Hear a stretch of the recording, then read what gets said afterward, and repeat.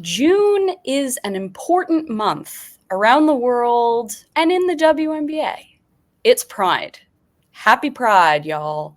And this is a very special episode of Locked On Women's Basketball. The one and only Katie Barnes is here to discuss why Pride is central to the WNBA's culture and more.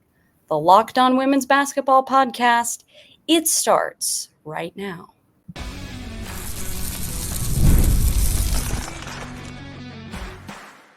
You are Locked On Women's Basketball, your daily podcast on women's basketball. Part of the Locked On Podcast Network, your team every day. Hello and welcome. Thank you for making Locked On Women's Basketball your first listen every day. And remember, Locked On Women's Basketball is brought to you by The Next, a place where we cover the game all the time and we tell the stories that need to be told every day. I'm Jackie Powell. I'm one of your hosts on this program. I cover the New York Liberty at The Next, and I've covered women's basketball nationally at many other places. Subscribe now to The Next. We work so hard to cover women's basketball around the clock. That is $9 a month for $72 or $72 per year. Find us at thenexthoops.com and subscribe. And remember that this podcast is free and available on all platforms, including YouTube, Apple Podcasts, Spotify, and more. This episode is brought to you all by Prize Picks, the easiest and most exciting way to play daily fantasy sports. Go to prizepicks.com/LockedOnNBA and use code all lowercase LockedOnNBA for a first deposit match up to $100. All right, last time we were together, dear listener, I had Emily Adams of the Hartford Courant on, and we previewed the excellent game that we saw around 2 weeks ago when the Liberty traveled to Uncasville and took on the Connecticut Sun. But today, I have Katie Barnes of ESPN here, who makes their Locked On Women's Basketball debut to discuss the WNBA's relationship with Pride Month, how we got here, why that matters, and where we have to go. So, Katie, thank you so much for being here. Let's first start with how you would describe why Pride Month is a big deal for the W. Well, I think the biggest thing is that, the W and its players have decided that Pride Month is a big deal. The WNBA became the first major sports league in the United States to adopt a league-wide Pride initiative in 2014. And that was a really big deal when the league did that. And I think speaks to the unique combination of values and identity that's present in the W. But I think the best answer is just that they decided that they were going to make it a big deal. And it's been, a pretty important tenet to conversations and activism among players and, I think those who work in the league office. Absolutely. I mean, obviously, you have to look at the identity of the players. I mean, I don't know what the percentage of queer players in the league is, but I think it's safe to say that it's a majority of the league who identifies as queer in some way, shape, or form. But I guess besides the players and their own identities, what would you say is so queer about the W's culture? Well, I think something that's important to note is that it's impossible to write the history of women's sports generally without including queer and trans people. And so queer people have been very present in women's sports since women's sports have been a category. And that's also probably true of men's sports too. I just don't cover that history as much, so I'm not as sure. But specifically, within women's sports, historically, while there has been, queer and trans people who have been participating and competing, there's also been a desire to suppress that expression. And so there's always been this tension between this tension between like the idea of wanting women's sports to succeed and wanting to participate in women's sports and marketing that, and then underneath it, that tension. So I'm kind of like, what's so queer about W culture is, well, it's always been there. And there are all of these stories. I think one of my favorite things that I learned about when I was reporting my book, Fair Play, How Sports Shape the Gender Debates, is that in the late 90s, there was a protest among New York Liberty fans, specifically queer women New York Liberty fans who were not feeling sufficiently catered to or marketed toward, were feeling excluded, and they held a kiss-in outside of Madison Square Garden. And like, that's incredible. Like, that's right at the beginning of the league, and I think speaks to this ongoing conversation about what it means to be queer and what it means to be included as part of the league's marketing plans, as part of league fandom. And I think that to me is like what is unique about W culture, is that queerness at this point is very present. And you can feel included as a queer fan and enjoy like queer subplots in a way that like you just can't do in other leagues. And that's pretty great. I mean, when we talk about some of those subplots, I have to just talk about a couple of my favorite ones. I mean, the DiJonai Carrington and NaLyssa Smith saga has been one of the most entertaining things on the internet. I mean, let's, I guess, get people up to speed, although maybe you're living under a rock. So, and Katie, please help me out here. So for the longest, or since the two of them were at Baylor, I believe, they began dating, and then they made their relationship quite clear once they were both in the WNBA. They then broke up, clearly, and now it seems like they're back together. So, who knows? Who knows? I think, like, I think this is the thing that is very fun as a queer person who loves the W, is that this whole saga unfolded mostly on the court, right? Like, and like, that's the thing that's so funny, is like there's this context that's always there. And if you're a queer person and you follow these players and you know a lot of that context, like, it provides an extra level of enjoyment. So like, even like, last night, right? Like, there was a little back and forth between Layshia Clarendon and Nelissa Thomas. And then DeWanna Bonner stepped in and was like, absolutely not. And they went back and forth. People got teed up. And, like, on one hand, it looks like a teammate protecting another teammate. But if you know, So like, that sort of thing, I think it doesn't exist in other leagues. And, when we had Allie Quigley and Courtney Vandersloot on the same team, right? And it's like they're married. And so, talk about like a unique opportunity from an announcing perspective, right? Like, you've got Sloot coming down, passing it off to Quigley, and it's like, oh, when she passes to her wife, like, where else do you get that? It's just so great. So the fact that we've gotten to that point, given the history, I think is really special, honestly. It is. I mean, the fact, though, that, we're looking at what shoes NaLyssa Smith and DiJonai Carrington are wearing, and we're like, if they're broken up, then why are they wearing the same shoes for the same game? The fact that there was coverage of NaLyssa Smith and DiJonai Carrington, making time out of their schedules to be at each other's games. I mean, this is fun stuff that I don't know. And as you were saying, it wouldn't have happened close to when the W came onto the scene. And, this didn't happen 10 years ago. I mean, we are in a space right now where a WNBA mascot in Ellie the Elephant is being shipped with pop artist Chappell Roan. Like, there is a movement on the internet saying that these two need to meet up and they need to be together. Which is wild. I'm not even going to unpack the different layers there.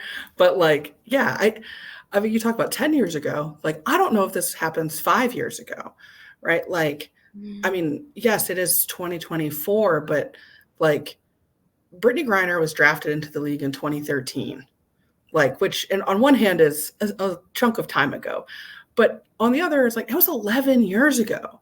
And same with Layshia, right? Like, I really think that, at least from a queer representation perspective, that draft was really pivotal in a number of ways. But at the time, like, Griner had come out right before she was drafted and wore a suit. And that was an incredible moment for not just representation, but for pushing the league.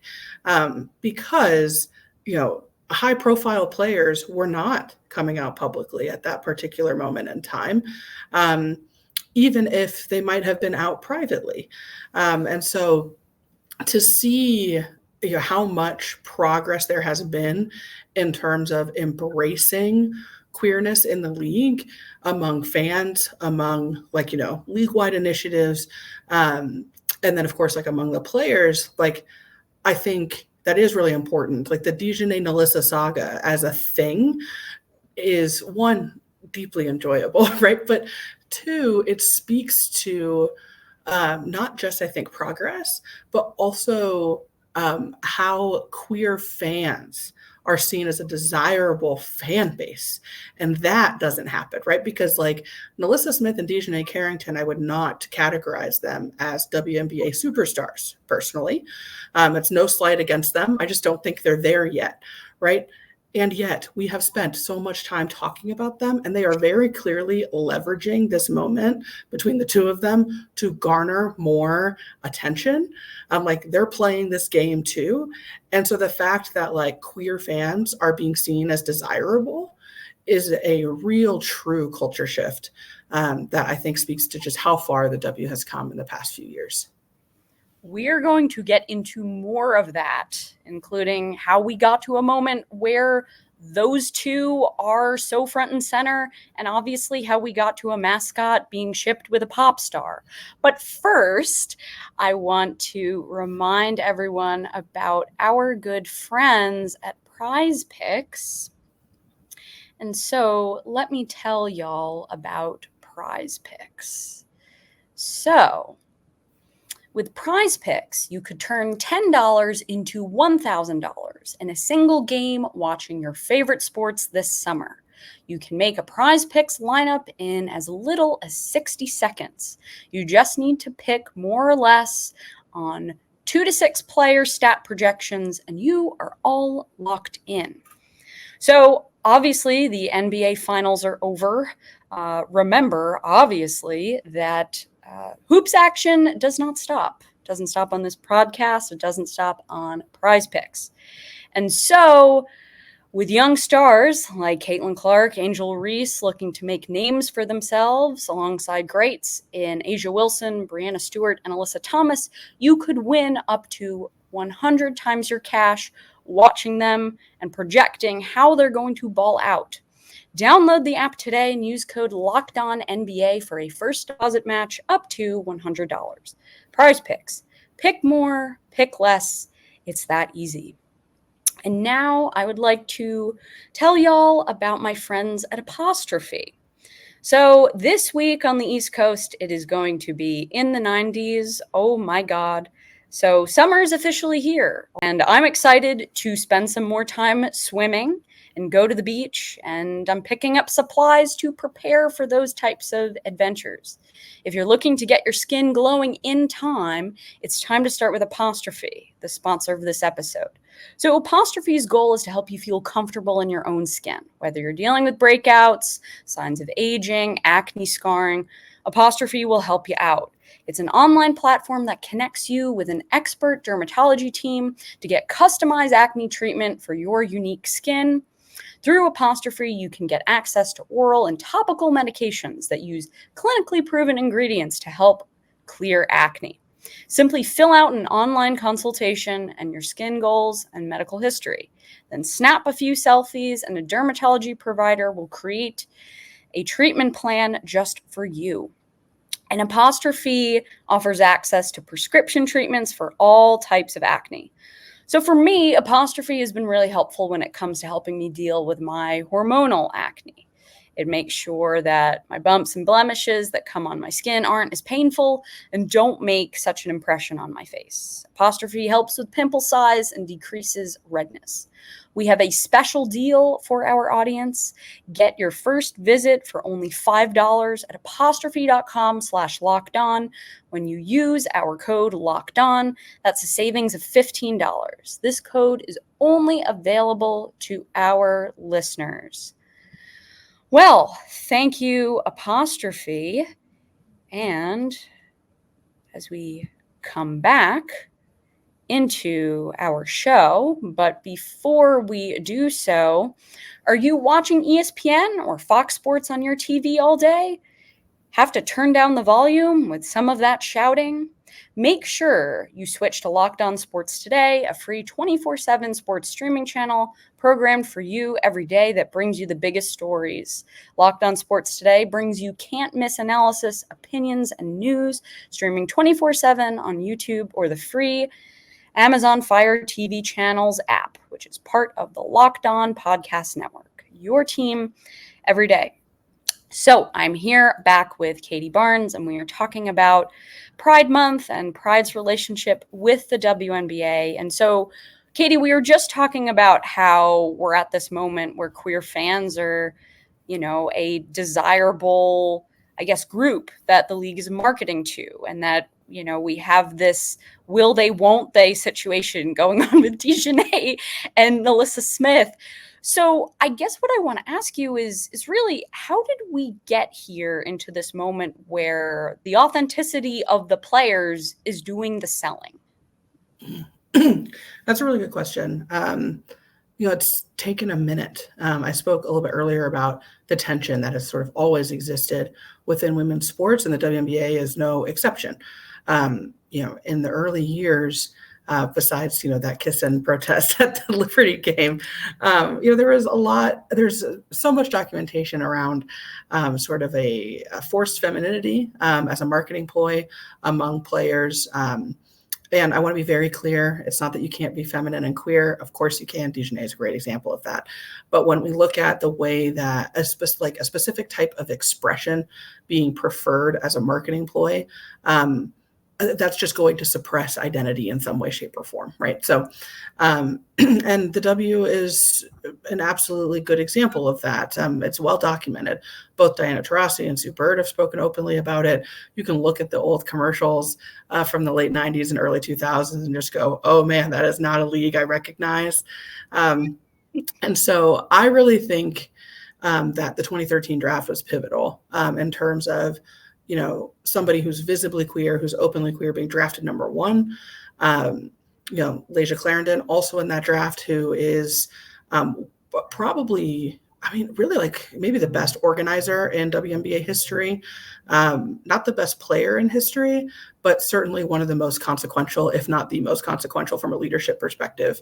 We'd look at the activism of the WNBA in 2020 and beyond, and the movement of positioning the W as a collective action-driven league.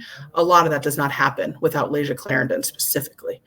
And so I think, the league deciding in 2014 to adopt a league-wide Pride initiative was a really big deal. And I think it signaled to fans that they were welcome. Teams at that point had been doing one-off Pride nights, but it hadn't been official. And the W made it official in 2014. And I think that gave permission for players to really consider who they are and how they want to present themselves publicly. And I want to say, I mentioned Brittany Griner, but I should also note that in 2012, there's a very important ballot initiative happening in Minnesota, and Simone Augustus came out publicly to help, with the specific goal, I think, of influencing how that discussion was being had at a really important time for the Minnesota Lynx. And so Simone coming out in 2012, BG coming out in 2013, Layshia also being out and just starting to like really push that conversation forward, along with the league adopting that Pride initiative in 2014, I think just opened the doors for players to express themselves. And I'll never forget this. In 2016, Elena Delle Donne had a profile done of her in Vogue, right? And in that profile, there was like a throwaway line about her partner, Amanda. And I read it, and it was so innocuous. I was like, did Vogue just out Elena? Like, did that just happen? And at the Rio Olympics, she was asked about it at a press conference, confirmed that that was okay, and that, yes, this is her partner at the end. And then, they get married and they get coverage. And at that point, then you have Sue Bird come out right after that. And eventually Diana comes out in 2017 as well. And so you have just like, it's really hard, I think, to explain to people how big of a deal it is that not just that there are queer players who are out in the W, but that it's like some of the best players ever who are then sharing their lives publicly and have been given the space to do so. So by the time we get there right now, it's just like players share whenever it is that they want to, if they feel comfortable, if they feel like it's something they need to do. And so you could just be living your life and then suddenly like Sloot and Quigley are like, we're married. And you're like, what? Like, didn't even know that was a thing, right? You have players posting proposals, posting baby announcements, just sharing their lives, whatever that looks like for them, however it makes sense for them. And that came from a long line of players, a number of them, players of color, who really pushed the needle demonstrably forward. And, I talk about Simone in 2012, but there was Cheryl Swoops in 2005, like Sue Wicks was the first W player documented to come out. And that was like all the way back in like 2002, right? So there were players that existed, obviously, and who had come out in different ways and who had shared their identity in different ways, and that can be complicated. Cheryl is one of those, just to say that out loud.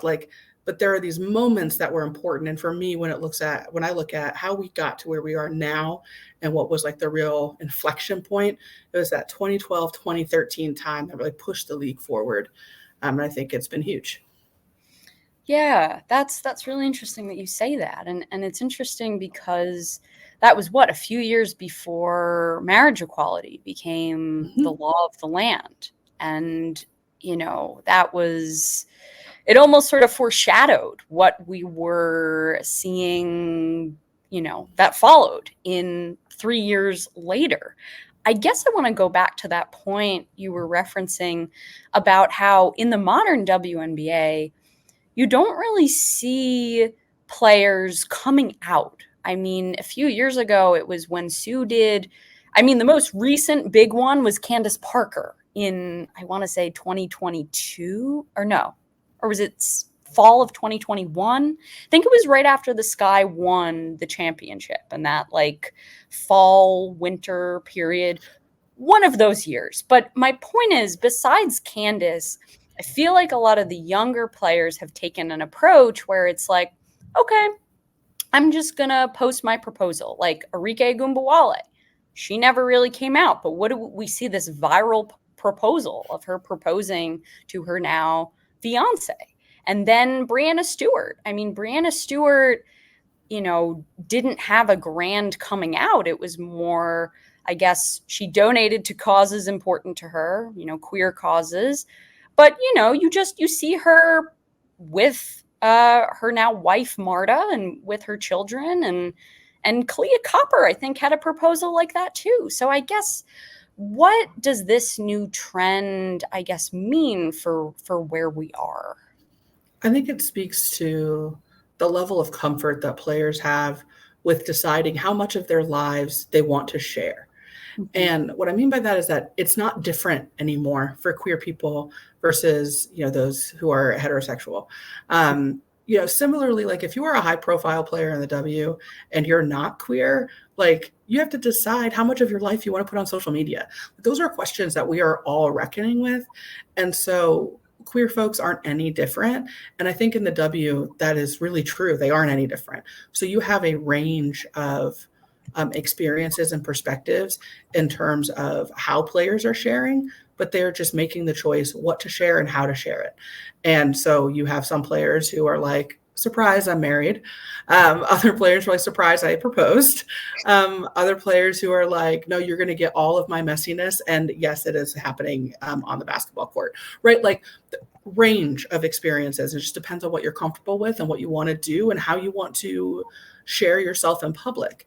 And so there isn't any way that's better than the other. I think it really speaks to that authenticity for each player and the fact that like each athlete gets to make a decision for themselves and it reflect who they are and how they want to show up in the world. Ultimately, like as a queer person, that's all I want for any queer person is for you just to be the version of yourself that you want to be and be given the space and the grace to do so. And I think the W has done a pretty good job of allowing that to happen. And the players have really embraced that and they do what they want. And I love that.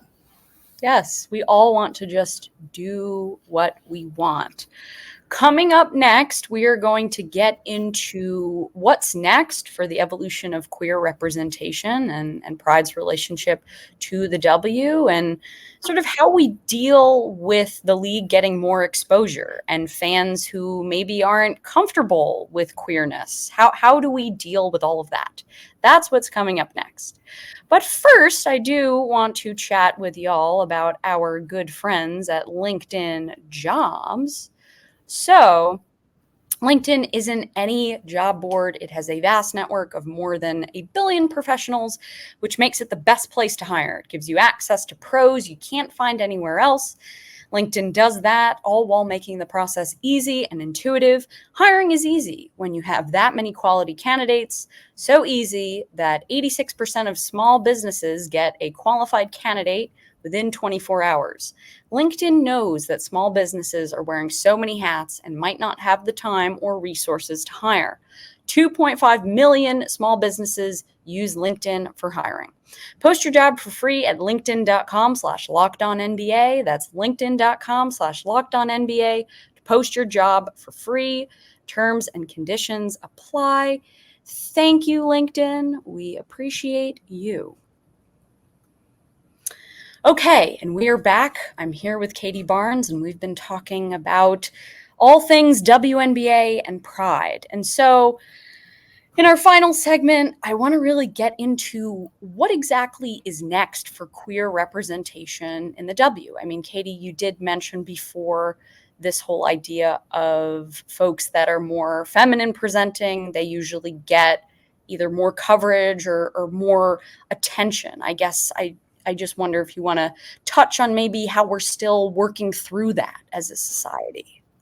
Yeah, I think that the WNBA and women's basketball, right, generally is at an inflection point, meaning there's just been this supercharged growth over the last handful of years that has just been put into truly hyperdrive because of Caitlin Clark and also the rest of the rookie class, right? So like it's just this tremendous moment for an explosion of fandom and attention in women's basketball broadly. And that looks different in college than it does in the W, right? And so like the demographics of players are different.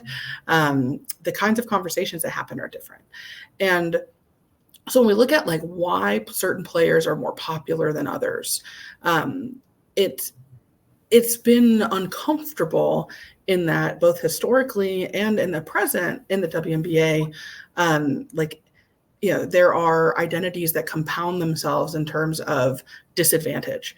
And so looking at, I think I did this story about Jonquel Jones 2 years ago that really explored how being a Black person who is gay and also masculine of center, you're situated in a unique intersection that is less preferable than perhaps being white and queer or Black and straight. or even Black and feminine and queer, right? Like it's very specific in checking all three of those boxes. And so when we look at like who is amplified, who is uplifted, who is idolized, who's a superstar, and who has access to this influx of fandom and capital that's coming into the WNBA, I think there are a lot of questions that players are raising, that some fans are raising around, is that going to be available for Black and queer players, for Black and queer and masculine center players? It's these additional layers to this conversation, which is often mostly focused on from a racial perspective. It's really important. The intersections in the W are pretty unique. And so in that sense, that is, I think, an ongoing conversation around what it means to have like what it would take for there to be a Black masculine of center queer superstar, and would that person be allowed to ascend? And I think Jonquel Jones is, certainly closest to that as a WNBA MVP. But like the fact that people don't talk about Alyssa Thomas as much, right? She also was sort of in that lane in different ways, and so that I think is kind of the next iteration of this conversation. But I would argue that it's become more complicated because, it's a lot easier to have hard conversations when it feels like the stakes are a little bit lower, right? Like, but now it feels like the stakes are very, very high. And so you see fans say, well, Cameron Brink should be showcased because that's who's going to put butts in seats, right? Or, oh, Caitlin Clark and her girl next door, that's who we want to see, right? I want to be very clear that these are just comments that I've seen on social media. I don't think they reflect the dominant perspective of WNBA fans, but, that speaks to that tension and that level and just like that uncomfortable feeling as somebody who covers the W, and I have also seen expressed on social media by WNBA fans that like this moment is a really big moment, and it's raised the stakes a lot. And I think for me, my question is, okay, so there's more marketing dollars. Who's getting those dollars, right? Like, oh, there's more interest. Who's getting put on posters, right? Will we allow for a player who is Black and queer to ascend to a level of an Asia Wilson, of a Caitlin Clark, of an Angel Reese? Will we see a player do that? Or will we continue to have these conversations about how it feels like there are these different ceilings depending on what intersection you sit at? That's a big question. I mean, part of Jonquel Jones's reason to come to New York was the New York market and how you get so much more attention by being in New York. And Jonquel has put up what I believe is stats worthy to be in the MVP conversation so far. So it's going to be really interesting to see how that coverage continues to change and continues to shift. And I do want to go back to what you were saying about sort of the new fans in this league that maybe were not, maybe don't understand the queer culture of the WNBA. And I guess, it's really hard to expect these young players that really are new to the league to, know everything about what the league is about. I mean, you see a lot of fans of Caitlin Clark, as, you were sort of alluding to before, I guess not respecting players of different backgrounds and different intersections. But at the same time, you have a player like Cameron Brink who is willing to just sort of speak very openly about some of these very uncomfortable conversations. So I guess, Katie, I'm just curious, why does Cameron Brink's comment, and I will attach this in the show notes, including all of Katie's work that they have just brought up, but, Cam is asked in Dime, finish this sentence. I will not rest until the W is, and she says, even more iconic than it is now. And then she was asked, well, what part do you want to play in that? And then Cam was like, I just want the growing fan base to support all types of players. that's what she wants. And she speaks about how she has teammates like Layshia Clarendon who go by they, them, he, him, she, her pronouns. And she acknowledged the privilege she has. So I guess, Katie, what does Cam sort of having a difficult conversation, what does that do to help us move forward or move into a different era? So I think, that really encompasses the idea that allyship is action, that it's a verb, right? And, it is powerful for an athlete who sits at an intersection of privilege identities to speak about how they are experiencing privilege, and to amplify and uplift those who do not have those same privilege identities. I think it's one of the reasons why, when Kelsey Plum has spoken about her experience coming into the league and recognizing that like she is straight and white and, like saw how much attention she was getting that she felt like she did not earn, to the point where she blocked the WNBA on Twitter and social media, right? Like, it's why those statements are powerful. It matters a lot when it's not just the athletes who are experiencing, who feel like they're experiencing disadvantage. It matters when those who are privileged name it. And it doesn't mean that you don't accept opportunities. They're all going to accept the opportunities that are put in front of them. But it's about talking about like the reality of that experience, and how not everybody is having the same one. And I think, what Cam said about supporting all types of players, I think that's great. It's not supporting players who look like Cameron Brink less, right? And then Jonquel talked about this. She's like, I'm not trying to kick, Sue Bird and Diana Taurasi out from the table. I'm trying to say, like, let's just bring more chairs, right? Like, and I think there's a disconnect sometimes between how WNBA players talk about these issues and how fans experience that discussion on social media. Yes, a very ongoing and complex discussion. But I wanted to thank everyone for making Locked On Women's Basketball your first listen every day. I want to give a huge thank you and shout out to Katie for hopping on the show today. Katie, please tell the people where they can find your great work. Well, mostly at ESPN.com. And then I mentioned earlier, I wrote a book called Fair Play, How Sports Shape the Gender Debates. So if you like heady discussions around queerness and gender, that is for you. And then there's a healthy discussion about transgender athletes as well. Absolutely. And remember that Locked On has launched the first ever national sports 24/7 streaming channel on YouTube. Locked On Sports Today is here for you. And so here's my copy of Fair Play, everyone. This is what it looks like. It is a beautiful cover. I will attach that link in the show notes so you can buy yours too. Anyway, this has been Jackie Powell and Katie Barnes, obviously. And we are signing off.